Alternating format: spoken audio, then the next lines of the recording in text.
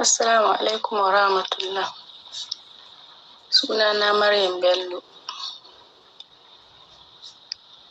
Ina zaune a garin Sokoto, Nigeria. Ina kuma ɗaya daga cikin ɗaliban wannan makarantar Mascot Academy. Kuma sai dai in ce alhamdulillah. Allah Ubangiji ya ƙara ba mu ilimi mai amfani, kuma Allah ya taimake mu ya mana jagora. Allah ya ƙara Mascot Academy ɗaukaka da ilimi mai amfani. Amin Maryam Bello daga Sokoto a Nigeria. Maryam Bello kin fara karatu da Mascot Academy, sannan yaya yanayin karatuttuka a bangaren ki? Kina ganewa kuma karatu a Mascot Academy yana da sauƙin fahimta, ana ganewa, me zaki ce ki a bangaren ki?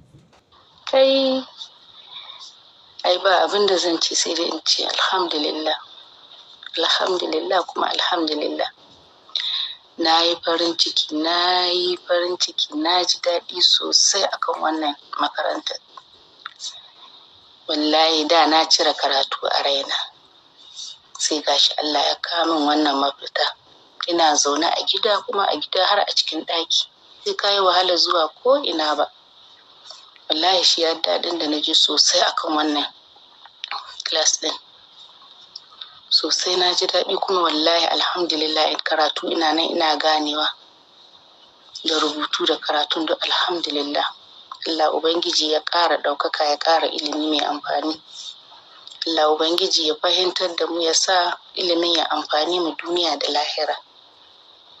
Allah ya mana jagora, ina gane karatu sosai wallahi alhamdulillah. To masha Allah, Maryam Bello Muhammad daga Sokoto. To ma kafin ki tafi, me za ki ce da ɗalibai waɗanda suke jin cewa ko su yi karatu online ko kar su yi, ko kuma suke shakkan shin karatu online ɗin nan ma za a iya koyi wani ilimi a cikinsa? Me za ki ce da ɗalibai? Dai ina kira ga ɗalibai waɗanda suke son shigowa wannan class ɗin Mascot Academy. Ina ba su shawara su yi ƙoƙari su shiga, saboda akwai amfani sosai wallahi. Akwai ƙaruwa sosai, kuma ana fahimta sosai. Ina mai ba su shawara da su yi ƙoƙari su shiga, kuma in so shiga su yi niyyar za su iya, insha Allah za su iya. Don mu da ga munan da muke muna da niyya ya daɗe a zuciyarmu, muna son mu samu mafita, muna roƙon Allah, kuma Allah ya kaddara za mu yi ɗin don mu samu ilimi kamar kowa. Allah Ubangiji ya ba da iko, kuma Allah shi hora abin neman ilimin. Don wannan dama ce sosai da sosai da wannan class ɗin. Saboda gashi dai kana gidanka, kuma ga sauƙi. Abin ma kamar in ce kyauta ne.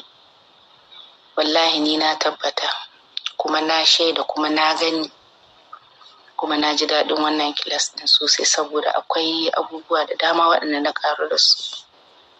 Ubangiji Allah ya ba da iko, kuma Allah Ubangiji malamanmu, Allah Ubangiji ya ƙara ilimi da fahimta. Allah ya saka muku da alkhairi.